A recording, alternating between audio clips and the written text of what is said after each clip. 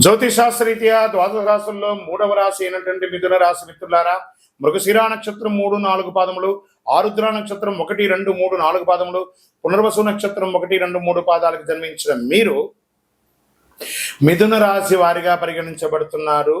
ఈ నెల మీకు శుభాశుభ ఫలితాలు ఎలా ఉన్నాయి అంటే, గోచార గ్రహస్థితుల ప్రకారం లగ్నంలో రవి గురువులు, ద్వితీయంలో కుజుడు, తృతీయంలో కేతువు, భాగ్యస్థానంలో రాహువు, ధనస్థానంలో శని, లాభస్థానంలో శుక్రుడు, వ్యయస్థానంలో రవి ఉన్నారు. ఆదాయానికి లోటు ఉండదు. ఆర్థిక పరంగా ఏ ప్రయత్నం తలపెట్టినా విజయవంతం అవుతుంది. మంచి పరిచయాలు, సమాజంలో ఉన్నత స్థితిలో ఉన్న వాళ్ళ పరిచయాలు ఏర్పడతాయి. ఆర్థిక సమస్యల నుండి చాలా వరకు విముక్తి పొందుతారు. అనవసరపు ఖర్చులన్నీ బాగా తగ్గిపోతుంది. వృత్తి వ్యాపారాలలో అద్భుతంగా ఉంటుంది. మీ డెట్స్ అంతా తొలగిపోయి పాత సామగ్రిలన్నీ చక్కగా అమ్ముడిపోయి చాలా అవకాశాలు ఉన్నాయి. నూతన వ్యాపారానికి కూడా అవకాశాలు ఉన్నాయి. Expansion of your business franchise మోడల్లో మీరు ముందుకు తీసుకెళ్లొచ్చు. ఉద్యోగంలో ఒత్తిడులు తగ్గుతాయి, ఉపశమనం ఉంటుంది. మీ పై అధికారుల నుంచి మీకు ప్రశంసలు వచ్చే అవకాశాలు ఉన్నాయి. సహ ఉద్యోగుల నుంచి మీకు బాగా సహకరిస్తారు. ఉద్యోగం కోసం పోటీ పరీక్షలు రాసే నిరుద్యోగులకి ఇది ఒక మంచి సమయం అని చెప్పచ్చు. ప్రయత్నాలన్నీ కూడా విజయం అవుతాయి. వ్యాపారాలు మంచి లాభాల బాటలో పడుతుంది. ముఖ్యమైన డాక్యుమెంట్ విషయాల్లో, సంతకాల విషయంలో చాలా జాగ్రత్తగా ఉండండి. కోర్టు కేసుల ద్వారా చాలా ఇబ్బంది పడుతున్నారు చూసారా, ఆస్తి పరంగా కానీ, వివాహ పరంగా కానీ, మాట పరంగా కానీ, ఏదో ఒక లీగల్ ఇష్యూస్ అన్నీ ఉన్నాయి కదా, అవన్నీ కూడా తొలగి కంఫర్ట్ జోన్లోకి వచ్చేస్తారు. పెళ్లి ప్రయత్నాలని కూడా ఒక కొలికి వస్తాయి. స్త్రీ పురుషులు ఇరువురికి కూడాను. సొంత ఇల్లు కట్టుకునే వాళ్ళకి, లేదా భూమి కొనాలనుకునే వాళ్ళకి, గృహప్రవేశం చేసుకునే వాళ్ళకి ఇది ఒక మంచి సమయం అని కూడా చెప్పచ్చు. ఆరోగ్యం బాగుంటుంది, కానీ ద్వితీయార్థంలో అనుకూలంగా ఉండకపోవడం వల్ల వేడికి సంబంధించిన ఆరోగ్య సమస్యలు వచ్చే అవకాశాలు ఉన్నాయి. కంటి సమస్య, రక్తపోటు, రక్త కలుషితం వచ్చే అవకాశాలు ఉన్నాయి. కీళ్ళ నొప్పులు కూడా వచ్చే అవకాశాలు, నరాలకు సంబంధించి కూడా. అంటే ఇది అందరికీ అన్ని వస్తాయని కాదు, వాళ్ళకి సంబంధించింది కొంచెం జాగ్రత్త పడండి. నెల యొక్క 3వ వారంలో ఇవన్నీ కూడా వచ్చే అవకాశాలు ఉన్నాయి. విద్యార్థులు పోటీ పరీక్షలు రాసే వాళ్ళకి చాలా అద్భుతమైనటువంటి అవకాశాలు ఉన్నాయని కూడా చెప్పచ్చు. షేర్ మార్కెట్ ట్రేడింగ్ చేసే వాళ్ళకి ఫస్ట్ 3 వారాలు చాలా అద్భుతంగా ఉంది. ఆఖరి వారం చాలా జాగ్రత్తగా ఉండి. వ్యవసాయదారులకి మంచి సమయం చెప్పచ్చు. మీడియా రంగం వారికి చాలా అనుకూలమైనటువంటి సమయం ఇది. సాఫ్ట్వేర్ రంగం వారికి మిశ్రమంగా ఉంది. వివాహం కాని వారికి నూతన వివాహం అవకాశాలు ఉన్నాయి. రాజకీయ నాయకుడికి ఇది మంచి సమయం కూడా చెప్పచ్చు. అదృష్టమైనటువంటి రోజులు జూన్లో 2, 5, 8, 11 అని చెప్పచ్చు. అదృష్ట సంఖ్యలు 1, 7 అని చెప్పచ్చు. చంద్రాష్టమం జూన్ నెలలో 14వ తారీఖున 5:38 ఉదయం నుండి 16వ తారీఖున 1:10 మధ్యాహ్నం వరకు చంద్రాష్టమం ఉంటుంది. ఈ 2.5 రోజులు వాహనం నడిపేటప్పుడు జాగ్రత్త, సంతకం పెట్టేటప్పుడు జాగ్రత్త, ఇతరులతో మాట్లాడేటప్పుడు జాగ్రత్త జాగ్రత్త జాగ్రత్త. మరి ఈ నెల ఏమైనా పరిహారం చేసుకోవచ్చా అంటే, శివుడికి ప్రదోష కాలంలో సోమవారంలో, గురువారంలో సాయంత్రం, ప్రదోష కాలం అంటే బిట్వీన్ 6 to 6:30 అంటారు. ఆ ప్రదోష కాలంలో వెళ్ళి అభిషేకం చేయండి. మీ వయస్సు ఎంత ఉందో అన్ని నువ్వుల నూనెతో దీపం వెలిగించండి. మీ ఇంటి ఇలవేలుపని ప్రార్థన చేసుకోండి. ఇంకనూ ఎక్కువ అనుగ్రహం పొందడానికి అతి శక్తివంతమైనటువంటి కరుంగాలిమాలను ధరించండి. ఈ కరుంగాలిమాల మంచి సర్టిఫికేట్ ఉన్నది, 48 రోజులు పూజ అయినది, మన సంస్థ ద్వారా అందిస్తున్నాము, దాన్ని పొందండి.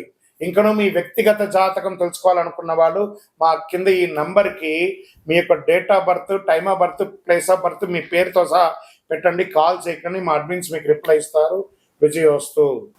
ప్రేక్షక మిత్రులందరికీ కూడాను శుభాకాంక్షలు. చాలా మందికి ఈ మధ్య కొన్ని అపోహలు ఉన్నాయి. ఈ గ్రహాలు మారడంతో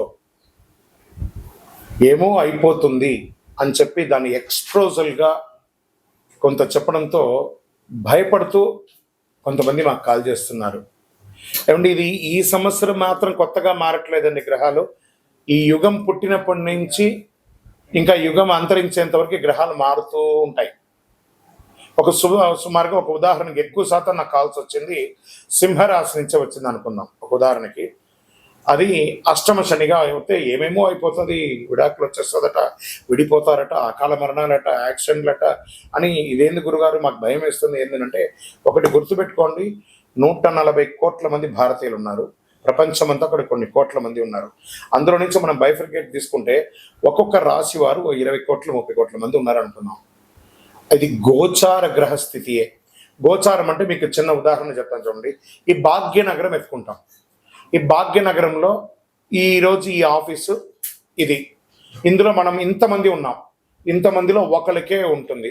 సో ఆ ఒకరిని పెట్టుకుని మొత్తం ప్రపంచం అంతా వచ్చేసిందని ఎప్పుడు కూడా ఊహించుకోవద్దు. మళ్ళీ చెప్తున్నాను, గోచార గ్రహస్థితి ద్వారా వచ్చేది మీ వ్యక్తిగత జీవితానికి ఒక 20-30% మాత్రమే. మీ వ్యక్తిగత జాతకంలో మీ date of birth, time of birth, లగ్నాన్ని బట్టి మీ పూర్తి జాతకం వస్తుంది. కాబట్టి అన్నీ చూసేసి, కనబడ్డ ప్రతిదీ చూసేసి పానిక్ అయ్యి మీరు ఇబ్బంది పడడం, అవతలను కూడా ఇబ్బంది పెట్టడం తప్పు. కాబట్టి దయచేసి మిమ్మల్ని మీరు ధైర్యంగా ఉంచుకోండి. ఏ గ్రహాలు కూడా మనల్ని ట్యూన్ చేసేది కానీ మనల్ని నాశనం చేయదు.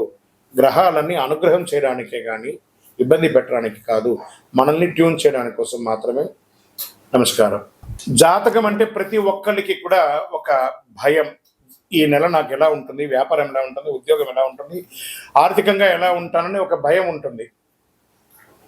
దాన్ని తీసేయడం కోసమే ఈ యొక్క నెలవారీ గోచార గ్రహస్థితులు. ఈ గోచార గ్రహస్థితుల ద్వారా వచ్చే ఫలితాలు మీ వ్యక్తిగత జీవితానికి ఒక 30% మాత్రమే వర్తిస్తుంది. మీ యొక్క వ్యక్తిగత జాతకం ద్వారానే సంపూర్ణ జాతకం అనేది వస్తుంది.